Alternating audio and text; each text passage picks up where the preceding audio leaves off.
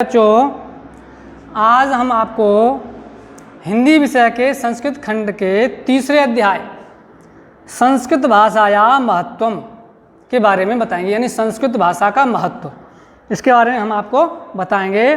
तो देखिए, धन्योऽयं भारत देशः यत्र समुल्लसितः जनमानसो पावनी भव्य भावोद्भाविनी शब्द संदोह प्रवासिनी सुरभारती विद्यमानेषु निखिलेष्वपि वाङ्मयेषु अस्यां वाङ्मयं सर्वश्रेष्ठं सुसम्पन्नं च वर्तते। इयमेव भाषां संस्कृतनाम्नापि लोके प्रथितास्ति। अस्माकं रामायण महाभारतेतिहासिकग्रन्थाः चत्वारौ वेदाः सर्वा उपनिषदाः अष्टादश पुराणानि अन्यानि च महाकाव्यनाट्यादीनि अस्यामेव भाषायां लिखितानि सन्ति। इयमेव भाषा सामार्यभाषाणां जननीति गौरवमेव दृष्टिपथमानीय संयुक्ताचार्य प्रवीणेन दंडिनः। यानी धन्यो अपि भारत देश, हमारा भारत देश धन्य है। क्यों? यत्र समुल्लसित जनमानस पावनी, ये जनमानस को यानी मनुष्य को पावन करने वाली, अच्छे भावों को उत्पन्न करने वाली और शब्द राशि को जन्म देने वाली देवताओं की वाणी, सुर भारती देवताओं की वाणी संस्कृति यहाँ पर पाई जाती है। यानी यहाँ की वाणी जो है संस्कृत भाषा में मिलती है। विद्यमानेषु निखिलेष्वपि वाङ्मयेषु अस्यां वाङ्मयं सर्वश्रेष्ठं सुपन्न च वर्तते। और इस संस्कृत भाषा का जो सब्जेक्ट है, जो विषय है, संस्कृत भाषा साहित्य में और सबसे सर्वश्रेष्ठ है। हमारे सभी साहित्यों में संस्कृत भाषा का साहित्य जो है सर्वश्रेष्ठ और अच्छे गुणों को प्राप्त करने वाला है। इयमेव भाषा संस्कृत नाम्नापि लोके प्रथिता अस्ति। और यह जो देववाणी रूपी संस्कृति भाषा जो है, ये लोक में यानी पूरे विश्व में संस्कृति के नाम से प्रसिद्ध है। इसमें अस्माकं यानी इस भाषा में हमारे रामायण, महाभारत और अन्य ऐतिहासिक ग्रंथ, चत्वारों वेदा यानी चारों वेद, सर्वा उपनिषदाः सभी उपनिषद, अष्टादश पुराणानि 18 पुराण और अन्य महाकाव्य और नाटक ये संस्कृत भाषा में लिखे हुए हैं। यमेव भाषा सर्वा सामार्य भाषाणाम जननीति मन्यते। भाषा तत्ववेदी, भाषा तत्वविदों का यानी भाषा वैज्ञानिकों का, भाषा के विद्वानों का ये मानना है कि ये संस्कृत भाषा जो है सभी आर्य भाषाओं की, जो भी आर्य भाषा जितनी भी है सबको जन्म देने वाली है। यानी संस्कृति सभी भाषाओं को जन्म देने वाली है, जननी मानी गई है संस्कृत भाषा को सभी भाषाओं की। संस्कृतस्य गौरवं बहुविध ज्ञानास्यं व्यापकत्वच्च न कस्यापि दृष्टेर विषयः। यानी संस्कृति, हमारी संस्कृत भाषा जो है बहुत से विविध प्रकार के ज्ञानों को अर्जित कराती है, ज्ञानों के बारे में विविध प्रकार का ज्ञान प्रदान करती है जो व्यापक है। ऐसा और कोई भी भाषा इतना ज्ञान प्रदान नहीं करती है। संस्कृतस्य गौरवेन दृष्टि मनानीना सर्वसुक्ताचार्य प्रेरणा दंडिता।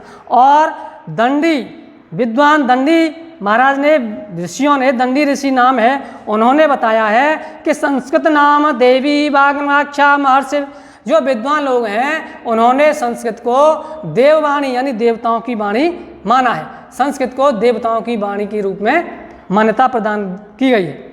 संस्कृतस्य साहित्यं सरस काव्यरणचन्य सुनिश्चितं तस्य गद्ये पद्ये च ललिता लालित्यं भावबोध सामर्थ्यम अद्वितीयं श्रुतिमाधुर्यं च वर्तते।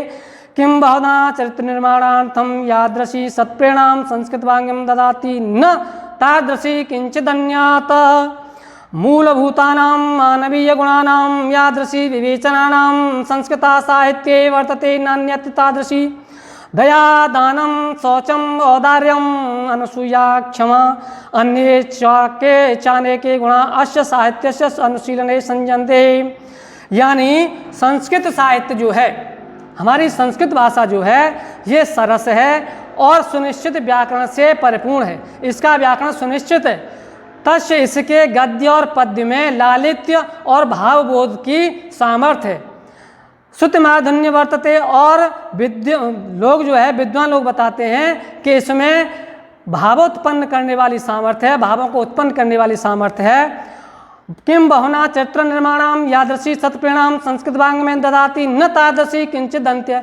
और जिस तरह से संस्कृत भाषा हमारी चरित्र निर्माण में सहायक होती है, जो चरित्र निर्माण में सहायक होती है, चरित्र निर्माण के गुणों को बताती है, चरित्र निर्माण के आदर्शों को संस्कृत भाषा जो बताती है, ऐसा गुण किसी अन्य साहित्य में नहीं है। दया, दान, पवित्रता, औदार्यम यानी उदारता, और ईर्ष्या न करने वाला अनुसूया, क्षमा, अन्य चानेके गुणा अश्च साहित्यसम अनुशीलने संजनते। और ये सभी गुण दया, दान, पवित्रता, उदारता, ईर्ष्या न करना, इस तरह के अनेक गुण जो है इस संस्कृत साहित्य में विद्यमान है, इसमें ये उत्पन्न होते हैं। इसका अध्ययन करने से ये सारे गुण जो है मनुष्य में उत्पन्न हो जाते हैं। संस्कृत साहित्यस्य आदि कवि वाल्मीकि, महर्षि व्यासः, कवि कुलगुरुः कालिदासः, अन्ये च भाषा भारवी भवभूताद्यतो महाकवयः स्वकीये ग्रंथरत्ने अद्यापि पाठकानां ह्यदि विराजन्ते। इयं भाषा अस्माभिः मातृसमं सम्माननीया वंदनीया च यतो भारतमातु स्वातंत्र्यं गौरवम् अखंडत्वं संस्कृतिमेव केवलं संस्कृतेनैव सुशिक्षितं शक्यन्ते। इयं संस्कृत भाषा सर्वासु भाषासु प्राचीनतमा श्रेष्ठा चास्ति। तत सूक्तिम भाषासु मुख्या मधुरा दिव्या गीर्वाण भारती इति। यानी संस्कृत साहित्य में आदि कवि वाल्मीकि, महर्षि व्यास, कवि कुलगुरु कालिदास और अन्य भास भारती इत्यादि जो कवि हुए हैं, उनके महाकाव्यों का जो ज्ञान है वह लोगों के, उनके ग्रंथों का ज्ञान लोगों के मन में आज भी उनकी याद दिलाता है। यानी इन विद्वानों ने, इन ऋषियों ने जो अपने संस्कृत के माध्यम से जो ज्ञान उत्पन्न किया है, अपने ग्रंथों में जो लिखा है, वह ग्रंथ उन ग्रंथों को पढ़ने से इन लोगों की मनुष्य आज भी याद करते हैं। यानी ये मनुष्य आज भी, ये विद्वान जो है आज भी मनुष्यों के हृदय में विराजमान हैं। इयं भाषाम अस्माभिः मातृसम सम्माननीया वंदनीया च यतो भारतमातो स्वातंत्र गौरवम् अखंडतम संस्कृतमेकंच संस्कृतेनैव सुरक्षितम शक्यन्ते। और यह संस्कृत भाषा हमारी माँ के समान सम्माननीय और वंदनीय है, और भारत माता का जो स्वतंत्रता का गौरव है और जो अखंडता है, यह हमारी संस्कृति और संस्कृत के ऊपर ही निर्भर है। इसी के द्वारा हम अपने भारत माता की पूजा करते हैं, भारत माता के प्रति सम्मान जागृत होता है हर व्यक्ति के मन में, और उसकी भारत माता की अखंडता का जो गुण है, ये हम अपनी संस्कृति के द्वारा ही विद्यमान रखते हैं और इसको आगे बनाए रखने के लिए सामर्थ्य भी रखते हैं। इयं संस्कृत भाषा सर्वासु भाषासु प्राचीनतमा श्रेष्ठा चास्ति। और यह हमारी जो संस्कृत भाषा देववाणी संस्कृति जो है, ये सभी भाषाओं में प्राचीन है और सबसे श्रेष्ठ है। तत् सूक्तिम भाषासु मुख्या मधुरा दिव्या गीर्वाण भारती। और ये सूक्ति कही गई है, यानी ठीक ही कहा गया है कि संस्कृत भाषा जो है यह मुख्य, मधुर, दिव्य और देवों की वाणी है। तो इस तरह से प्यारे बच्चों, आप इस पाठ को पढ़ लेना, याद कर लेना। धन्यवाद।